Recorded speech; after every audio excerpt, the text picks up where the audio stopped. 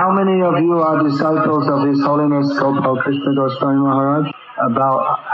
How many of you attended the Vyasa Puja ceremony? Alright. I have it. You have it, okay. Om Namo Bhagavate Vasudevaya. Om Namo Bhagavate Vasudevaya. Om Namo Bhagavate Vasudevaya.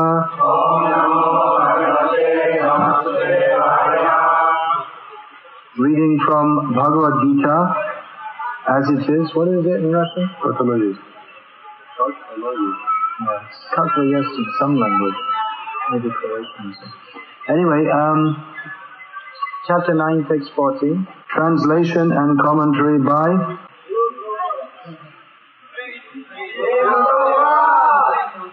Srila Prabhupada ki jai. Let's Satatam Kirtayanto. Yeah, okay. Satatam Kirtayanto Mam.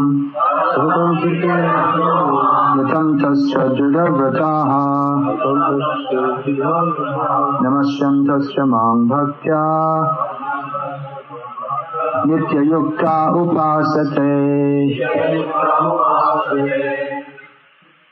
So I've been asked to speak something about His Holiness Gopal Krishna Maharaj on his appearance day, which, how many years? 62. 62. So, this verse seems quite appropriate. Satatam kirtayantam yatam tasya jiravrataha namasyam tasya mang bhakta nitya yokta upasate. Always busy in Krishna's service.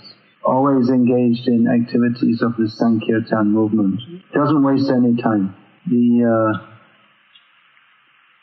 One of the qualities of Bhava Bhakti that mentioned by Srila Rupa Goswami, Avyarta Kalatvam, doesn't waste any time. Fully dedicated to fulfilling Prabhupada's order. As you know, His Holiness Gopal Krishna Maharaj was one of the early devotees of Srila Prabhupada. I think he came in 1968, was it? He first came to Prabhupada. He was in the West. He had gone there for studies and he was working there. At that time, there were very few Indians going to the West, and it was considered a really big opportunity.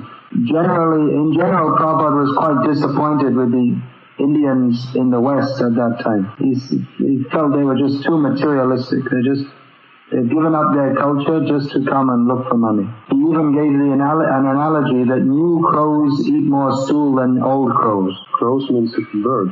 Yeah. They eat stool? Yeah. Well, they eat all kinds of horrible things. Maybe the Russian crows are more civilized, but in India you see they go to the garbage throw-outs and you spit out mucus, they'll come and eat it. Yeah. Any dead animal, they'll rip it.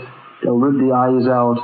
So he said the Indians in the West, they're more enthusiastic for material life than the Westerners. At the same time, Srila Prabhupada had great hope that Indians would take up Krishna consciousness and preach all over the world, as Chaitanya Mahaprabhu had predicted. Bharata bhumite hoilo manusha janmaja janma sharta kari karo para upaka. Prabhupada would often quote this from Chaitanya Mahaprabhu, that those who have taken human birth in India should perfect their lives by Krishna consciousness and preach it all over the world for the benefit of others. That's how he phrased it. But not many Indians were coming at that time. It was mostly all Western devotees. I remember, quite a bit later, I joined ISKCON Calcutta in about 1977 or 1978. There were about 25 devotees in the temple. 2 were from India. 79, 78. About 77 or 8. About 1978. So Prabhupada was very happy when Indians came forward to join the movement, especially educated men, because there weren't that many coming. So Gopal Krishna Maharaj, at that time he was not a sannyasi, of course. He was one of the first educated Indians to take Krishna consciousness seriously and Prabhupada took note of that. There's nothing else past it. So I believe the first time I saw Gopal Krishna Maharaj, and I may have seen him maybe at the Mayapur festival before, but the first time I had any intercourse with him was must have been August or September 1977, when I was for a brief period posted at ISKCON Delhi. ISKCON Delhi at that time was not a big temple. It was a small rented house in Lajpat Nagar, one area of Delhi. What was it called? Lajpat Nagar. So he was the GBC at that, he still is, longest standing GBCs, and his areas haven't changed much because, as I said, he's very dutiful. They've expanded, but he hasn't given up old areas. So I remember there were a lot of, the temple was in a bit of a chaotic condition at the time. So I remember he sat down and very carefully went through all the accounts with the temple president. And I don't really remember, I didn't have hardly any dealings with him for many years after that. Because shortly after that I became situated in, I went to Jayapataka Maharaj's zone. And I was especially I spent years in Bangladesh and places around. I mean, I didn't come to India that much, and not the areas where he was mostly. Then from 1989, I resituated in India, and I've been in his zone quite a lot since then. In and out of Bombay and Gujarat. Yeah, so like I said, he's very beautiful, very dedicated, very steady in sadhana. It used to be that before he had his heart problems, he would often come in from a late night preaching program, 11 o'clock, 12 o'clock, and anyway he'd still get up for Mangalarti. And practically every night he'd be out at some preaching program. If he's not out at a preaching program, he'd be giving class in the temple.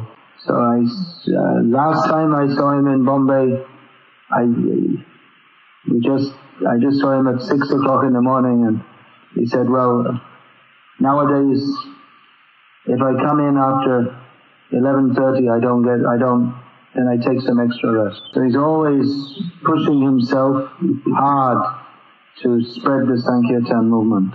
He works very hard, isn't it? He's always very busy, traveling from place to place. At each place he's fully engaged. At the same time, you never see him becoming angry or flustered, although he's taking so much burden, so much responsibility in Prabhupada's movement. Burden and responsibility in Prabhupada's movement. And not only does he work to push himself hard, but he pushes others hard also. He's always encouraging others, distribute books, make more festivals. Wherever he goes, he always suggests how there should be more preaching here, you should increase. Especially he's very concerned with book production and distribution, because that was one of Srila Prabhupada's special orders to him. In the beginning, it was difficult to organize the book production in India. Prabhupada wanted a thriving BBT in India. At that time it was just beginning and it wasn't so organized. Now, of course, it's been a massive operation for many years. So, at one point, Prabhupada said to Gopal Krishna, don't come and see me without bringing a new book each time.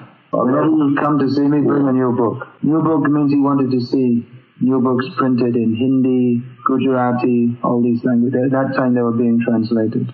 So Gopal Krishna just understood this, taken very seriously this order of Srila Prabhupada, and is always encouraging the book distribution. And I think we'll find that many of the leading and steady distributors of Srila Prabhupada's books in the CIS and Russia are disciples of His Holiness Gopal Krishna Maharaj, is it not?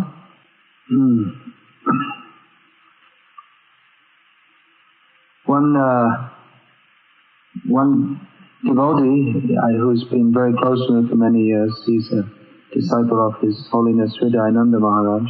He's married to a disciple of His Holiness Gopal Krishna Maharaj. So he's had the fortune of hosting him in his home in America several times. So he told me some of the things. One thing that stuck in my mind was that Maharaj, not surprisingly, seeing as he pushes himself so hard, was having various health problems.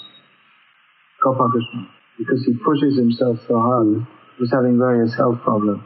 So this devotee, he gave some suggestion. There was someone was doing some treatment by massage or something like that, some lady doctor. And Gopal Krishna Maharaj immediately responded, "I'd rather die than be touched by a woman." Very strict sannyas. Of course, he has so many women disciples who love him dearly, but he follows the rules of sannyas very strictly. About I think about 2 months ago, he invited me to take prasad. So everything was boiled sabji with no salt and no spices. Boiled dal with no salt and no spices. So I asked him, "Maharaj, you're on a special diet?" He said, "Well, for the last many years it's been like this." So he's definitely not dedicated to enjoying the tongue, that's for sure. There are all kinds of different devotees in our movement. Another sannyasi who is, of course, very well known to Gopal Krishna Maharaj. They both served in Bombay for so many years with Sridhar Maharaj. So on his Vyasa Puja Day, his disciples cook lots of French fries and pizzas. And I hope you cook lots of boiled sabji with no salt today.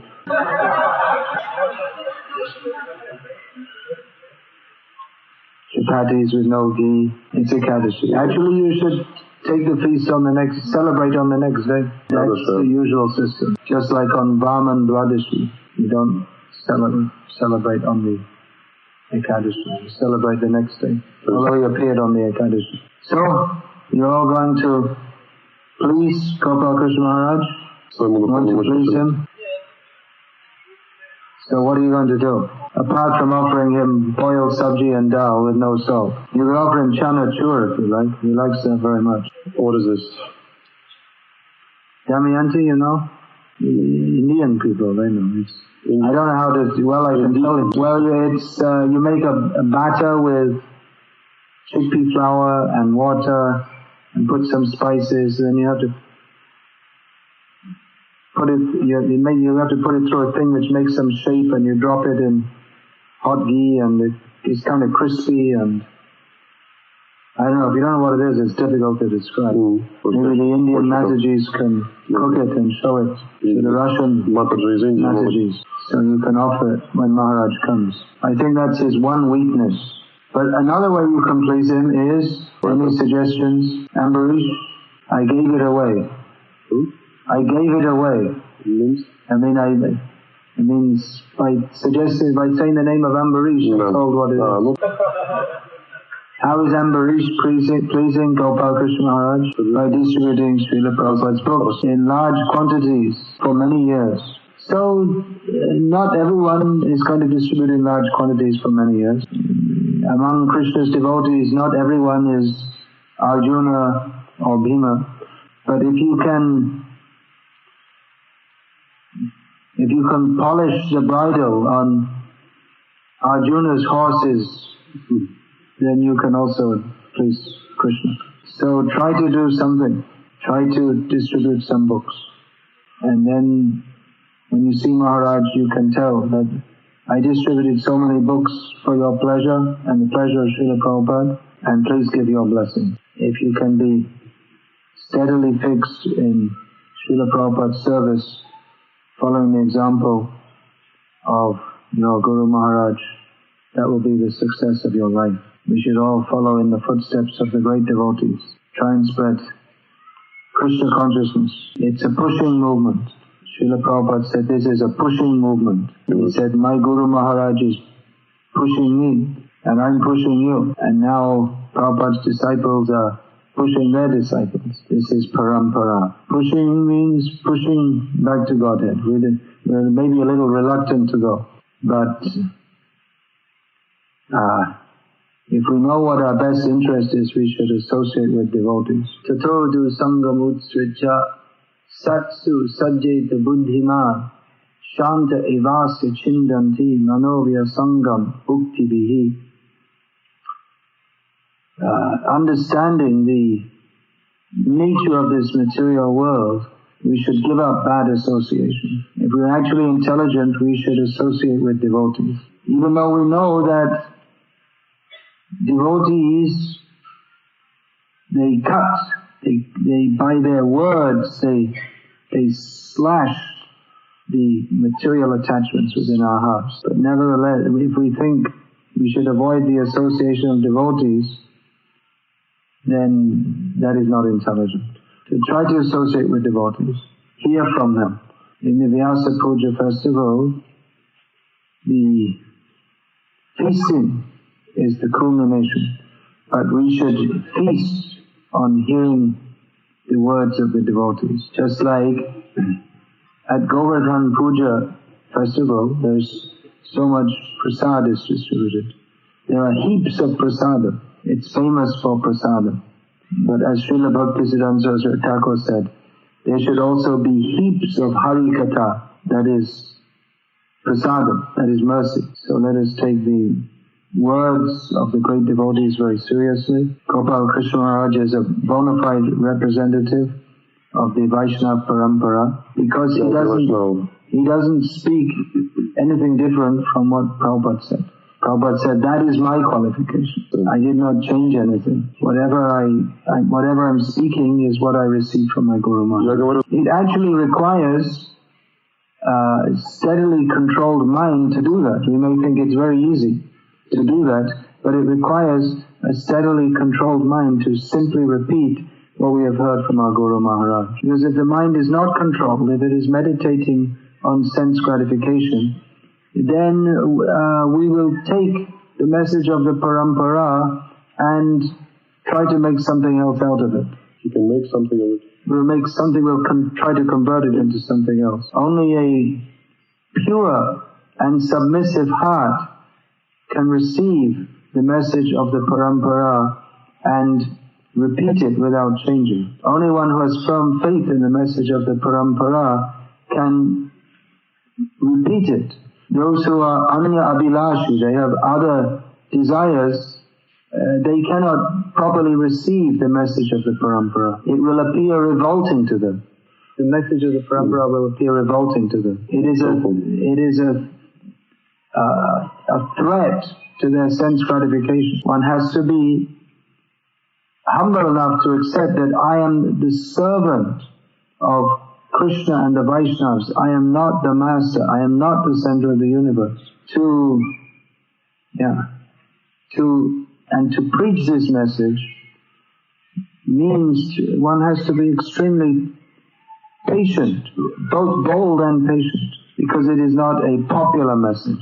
To preach exactly what the conditioned souls don't want to hear is not popular, but out of their compassion, the great devotees do so for the sake of putting the conditioned souls on the right track. So Gopal Krishna Maharaj has been working hard for many years and inspiring so many people in devotional service. Like several of our godbrothers, he's always being told by disciples and others, Maharaj, please slow down, don't work so hard, look after your health. But he won't. Actually, when I saw him last, he was at last, after so many years, acceding to the request of some of his disciples and going for some health treatment. But that's after so many years of constant touring, constant preaching, always enthusiastic, having to face so many difficulties, but always remains optimistic. Of course,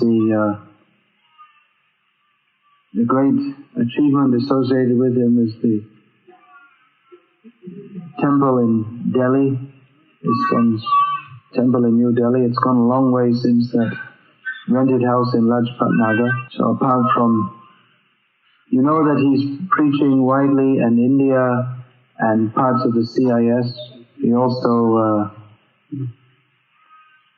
is tending to the ISKCON movement in East Africa, parts of USA, Canada, parts of USA and much of Canada. He's a very dedicated servant of Prabhupada's ISKCON movement and works hard to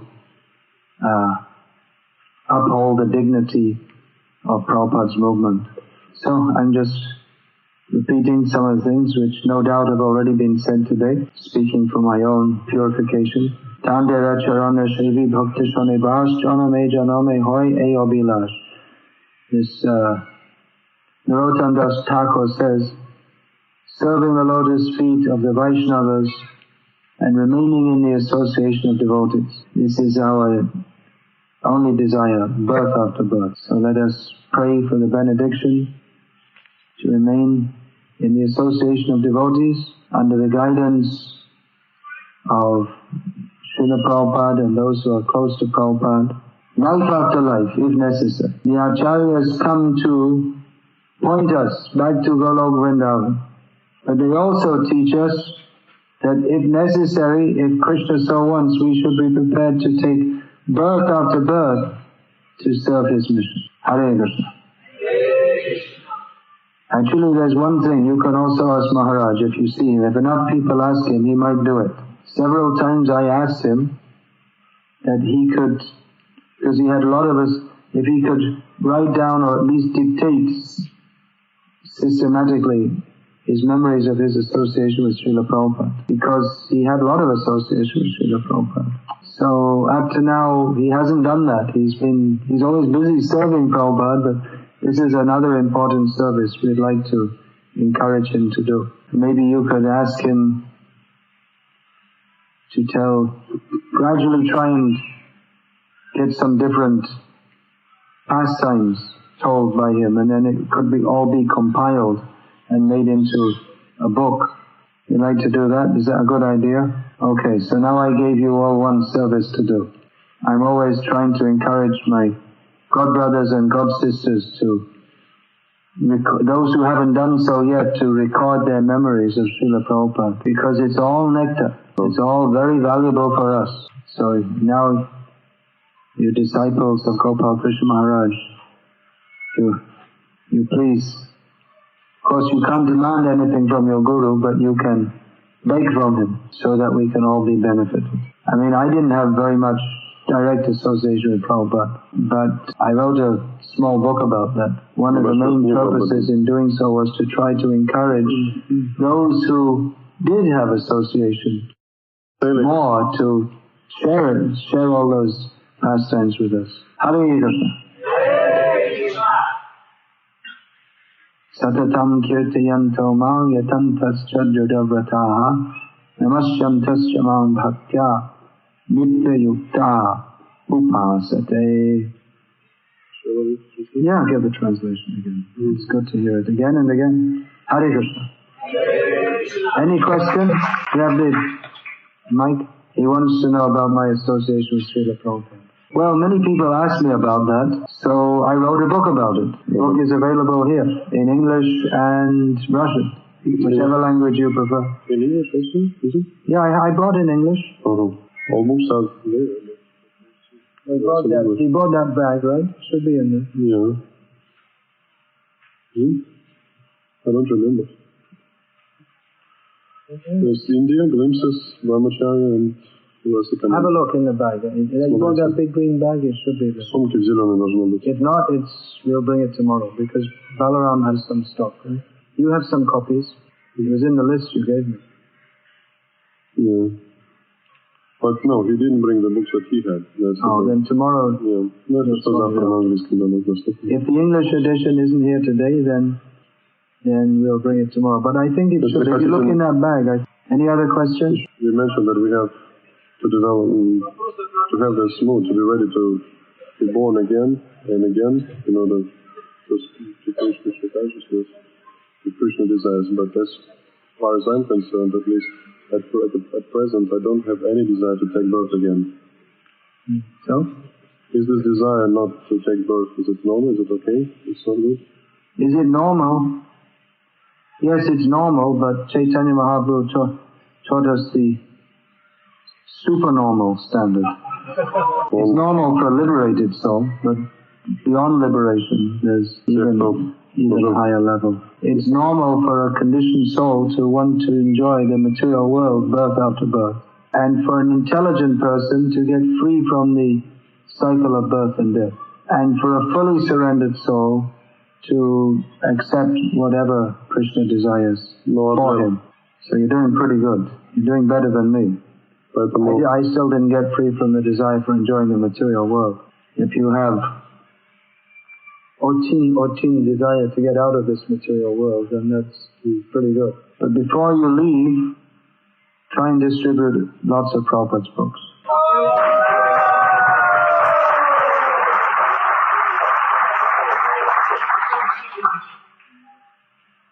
Yeah, another question? Once I had an honor to be with you on Harinam here in Moscow. So my question is whether you will go out tomorrow for Harinam to Arbat. Well, do you think I should? One thing is, I went on Harinam in Helsinki on Janmashtami. I was just there, but I didn't sing because I completely lost my voice. So that's also a consideration. Just recovering my voice. I've been traveling around a lot, and the voice tends to get weaker from strain. You go on Harinam on Sundays also? 7 days a week, is it? For Janmashtami there was kind of marathon, and the Harinam marathon is something. So tomorrow if you go, we'll try to organize something. No, but there's not so many people in the city, is it? Really? No, on Sundays the cities are empty, right? Well, it depends. In the center, I guess there's always people. I'm not sure. I can go, but I can't sing. That's all. You can see me. I can sing very quietly. It's enough for you to be present here. We have so many singers, but it's enough just for them, for the most part. Okay, so maybe tomorrow evening, like that, we can go. Well, we'll see afterwards. I won't be available afterwards. You won't? I won't be available. We can speak with him afterwards. I won't be available afterwards. We can do after the lecture for half an hour. We can organize it. Or is it necessary for each and every disciple to have personal, close relationship with the spiritual master? And how to do it if a spiritual master has so many disciples? In one letter, Prabhupada said that all services performed by my disciples are personal service. If it's not personal, then it's what? Impersonal? Some years ago, I was speaking with one of Prabhupada's disciples who had had a lot of personal association with Prabhupada in the early days of the movement. When was you? Some years ago. Some years ago, I was speaking with one of Prabhupada, one of my godbrothers, who had had a lot of association with Prabhupada in the early days of the movement, but who nowadays he's not practicing as strictly as he used to. So I said to him that you are very fortunate to have had so much personal association with Prabhupada. And he said to me that, no, you're in a better position than me because you're still following. So the real thing is to follow the instructions. Even when Prabhupada was traveling around the world, some devotees wanted to travel with him just to be with him, and Prabhupada discouraged that. He said, better you stay and do positive service in one place than just following me around. So doing what the Guru wants us to do, that is the most important function of the disciple. That way you will please him. In the name of getting personal association, if we don't do any proper steady service or we just hang around, then what's the value? Spiritual relationships are not based on mundane sentiment, but on submission, inquiry, and in service on the part of the disciple. I had very little personal association, what you might call personal association with Prabhupada. But I take that as that's how Krishna arranged it for me. That's Krishna's desire. I have as much opportunity to serve Srila Prabhupada and his mission as all other of his disciples. You have? Yeah, I have. It's not that those who are not talking to him, they have less opportunity to serve. When Prabhupada was present, he would arrive at different airports in America and devotees would be there to greet him, and the sannyasis and GBCs would be there to be personally around him, next to him. But often some of his disciples would be present in the airport, but they didn't join the kirtan party to greet Prabhupada because they were busy distributing his books. And they thought this would be more pleasing to Srila Prabhupada. Some devotees are there to greet him. Only a certain number of devotees can personally interact in that way, but everyone can engage in the mission. Guru doesn't want a band of sycophants. Sycophant, you know the word flatterer? So the personal relationship, certainly we have to have a personal relationship. It's not, as I say, it's not impersonal. But we should know on what principles these personal relationships are established in spiritual life. Hare Krishna, Krishna Krishna, Hare Hare, Hare Rama, Rama